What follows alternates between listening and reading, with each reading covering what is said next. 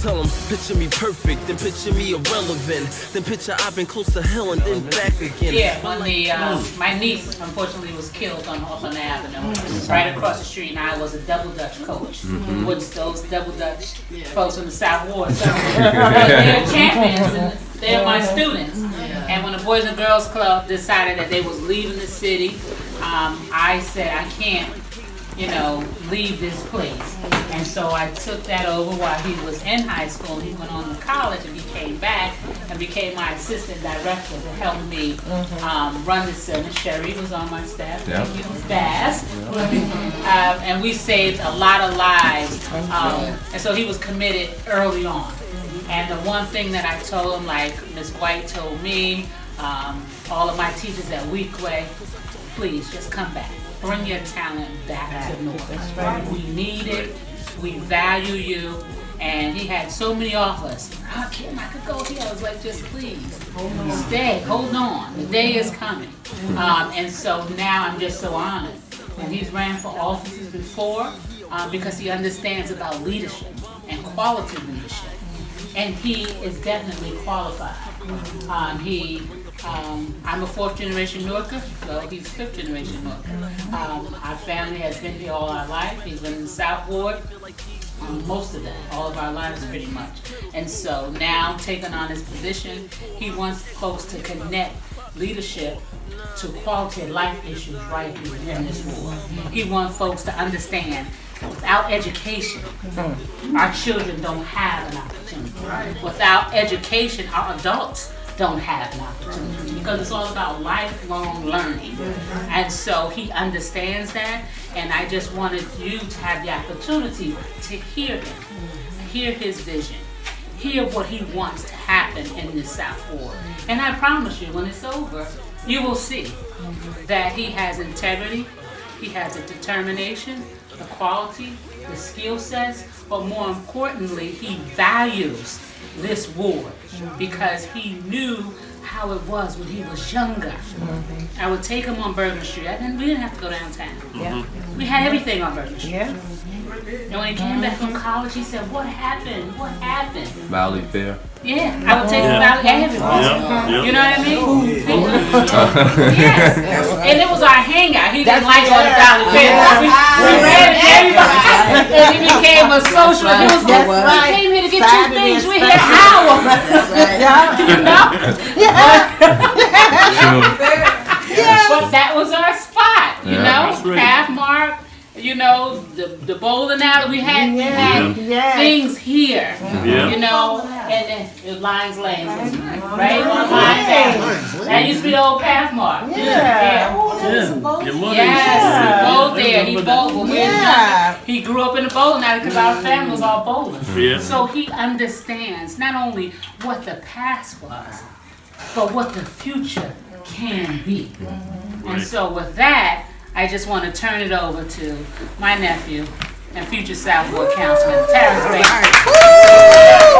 I believe that education is a journey, it's not a destination. And so these experiences that I've had here in Newark have become a part of the moral fiber of who I am today. And so anything that you may find or they'll be impressed with is really because of what Newark has invested into me and what I chose to make out of it. And I know what it took to get there because I lived it. And it took people like you in this room being instrumental in my life, whether it directly or indirectly. When we talk about Miss White, there were so many blessings that came from Miss White, but through my aunt.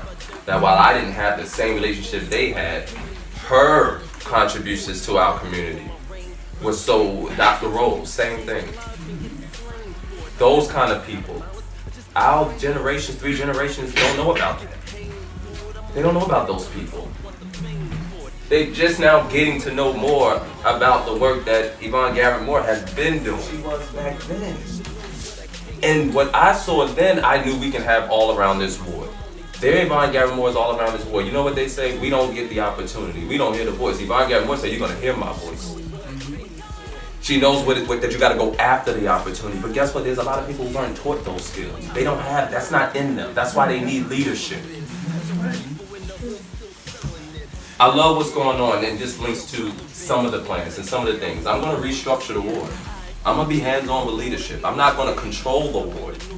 I want to partner with the leadership. It's different. I want to empower them. I don't want to control them. Because I'm going to put in the work and be worthy of your vote the few times for the next one time I may run for office. I'm not a career politician. That's why I've been a family service worker for the Essex County Welfare. It's why I was a community coordinator, being an EOF director, Educational Opportunity Fund. So working with folks like myself, who was an EOF student. When you don't have the grade point average, when you don't have the, when your family own a home, so you can make too much money, you have not enough money, all the red tape that we had. EOF gave me an opportunity to go there, and I came back and served as director. Those are not things that people who run for office every cycle in North can say. So when we talk about restructuring the ward, I love what Yvonne is doing in terms of empowering block associations and empowering leaders and putting resources directly into their hands.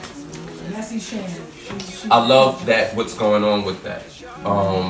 Because part of what I want to do is require anybody that gets community grant funding that you have to not adopt, you have to partner, and not with a block.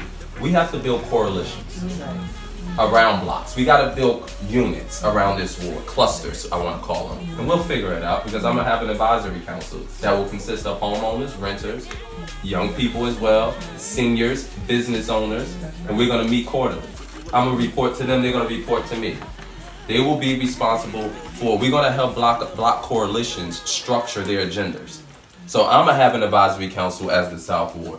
And I'm going to require that if I vote for funding to come to community organizations here, I'm going to make sure in the metrics that there is check boxes for, did you do this? Did you do that? Not pay you and wait to see if you do it, because they fool us with that all the time. You get them the money first and then they don't do what they said committed to doing in that fancy presentation. No, we're going to be a part of defining that. We're going to give block leaders a blueprint and a roadmap. We're going to empower them. They won't have to worry about going door to door to put their flyers out, because we're going to help them with that. We're going to put together a team that will help. All hands are on deck. My name is Terrance L. Bankston. I'm a candidate for South Ward Councilman here in the city of Newark. I am also line C1, the first on the ballot, so it's easy to find me this time.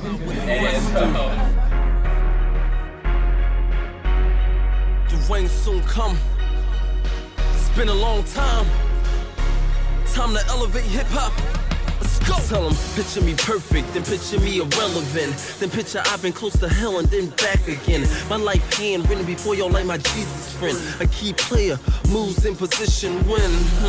Well, sorta like David did. It took the 30 to get it on it like David then. I'm a warrior, musician, and poet. I.e. invested, all gifted and quoted, noted. Hi, my name is Terrance L. Bankston. I support